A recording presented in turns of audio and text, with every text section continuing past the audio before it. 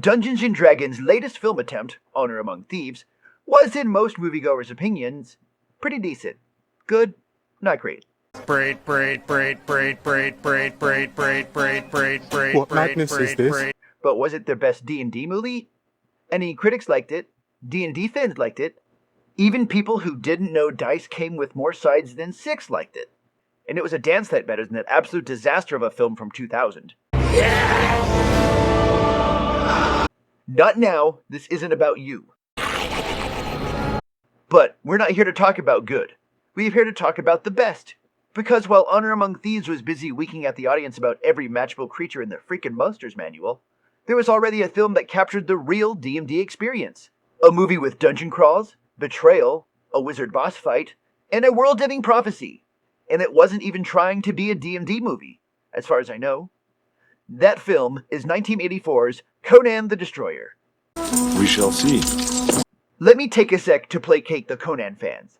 Yes, Conan the Barbarian is a better movie overall. It's got that epic, heavy metal album cover energy. What is best in life?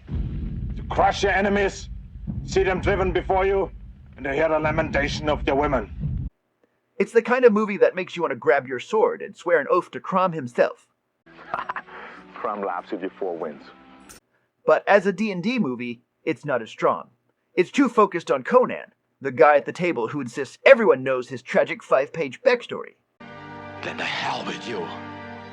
That's why Conan the Destroyer is where the real D&D magic happens. It's a proper D&D campaign. It doesn't start with the fate of the world on the line. It starts small.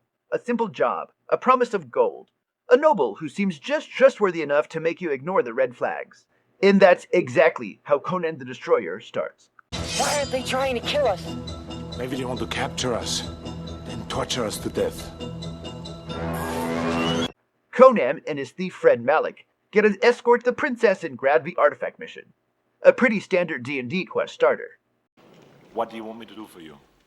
It is written in the scrolls of Escalates that a woman child born with a certain mark must make a perilous journey. My niece, Jenna, has such a mark. I want you to take her on that journey.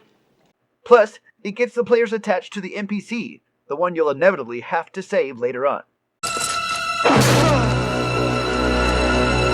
And then more players join, and your party assembles. Because real D&D isn't just one guy soloing everything. It's a team of weirdos who barely function together as a cohesive unit, but somehow manage to pull it off. We start with Conan, obviously a barbarian. I suppose nothing hurts you. Only pain. Then Malik, the sketchy rogue who's absolutely pilfering from the group's stash when no one's looking. Here, let me help. Malik, go inside and see if there's a lock. You mean in there? Go! And then there's Akiro, the wizard who rolled high constitution and flings cantrips like a boss.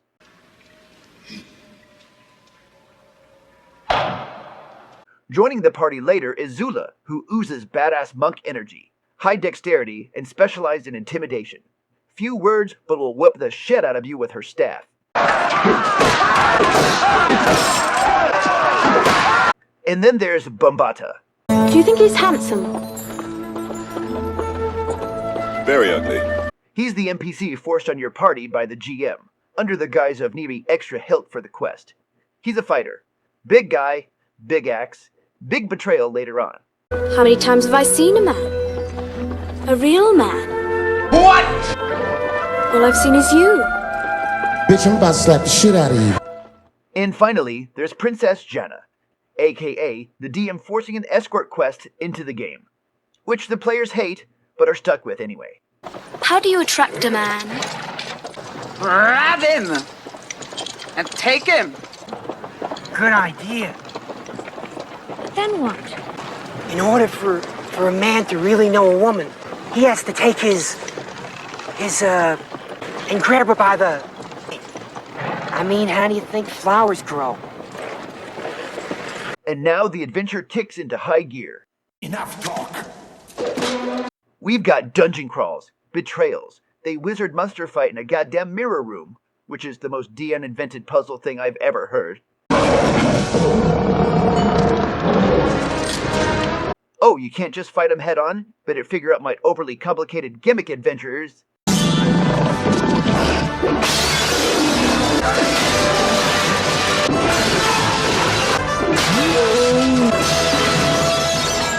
exactly what I would have done. Exactly. Never not fun. And of course, the boss fights. You got the aforementioned mirror monster thing, the crazy wizard and his army of cultists, and then you have to fight Bombata because the truth has been revealed. This isn't about saving the world, it's about destroying it.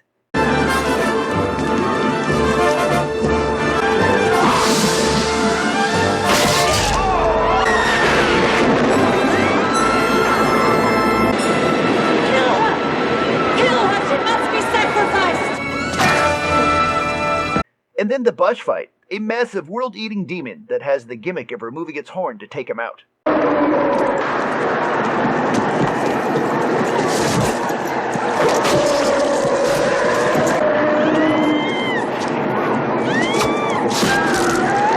Tear out the horn! And here's what makes Conan the Destroyer the best D&D movie. It does all of this without ever stopping to tell you it's a D&D movie. Because it's not. No need for beholder cameos or characters awkwardly name-dropping ninth-level spells. It's just what it is. Meanwhile, Honor Among Thieves spends half its runtime elbowing you in the ribs, like, hey look, gelatinous cube. You recognize this, right? And look, a Displacer Beast. Aren't we the best? And yeah, that's fun, but it's not the same as actually feeling like a Dungeons & Dragons campaign. Which is why, for all its charm, it still doesn't beat Conan the Destroyer for ultimate D&D feel. Weren't you told? There are rules to every game. I believe you, but there's magic in this game. And I have to be able to fight it with magic. And the ending is absolute D&D perfection. Everyone gets their wrap-up, their loot, their happy ending. But not Conan. He turns it all down, because he's not done. Rule shadows are with me. I will have my own kingdom. My own queen. He's the career player, the guy who likes to take his character from table to table, quest to quest, another fight, another roll of the dice, until he has the perfect killing machine. Because that is real Dungeons & Dragons. There's always another adventure. So yeah, in my orcish opinion, Conan the Destroyer is the best D&D movie ever made. Not saying it's perfect, but when it comes to actually feeling like a campaign, nothing else comes close. And if you don't believe me, go watch it with your party. I'm sure you'll agree. So, what do you think? Is there a better D&D movie out there? Let me know in the comments. And also check out our Patreon at patreon.com/BaseRoot1F if you'd like to lend us some support. Until next time, gang, this is Todd, and I'll see you next time.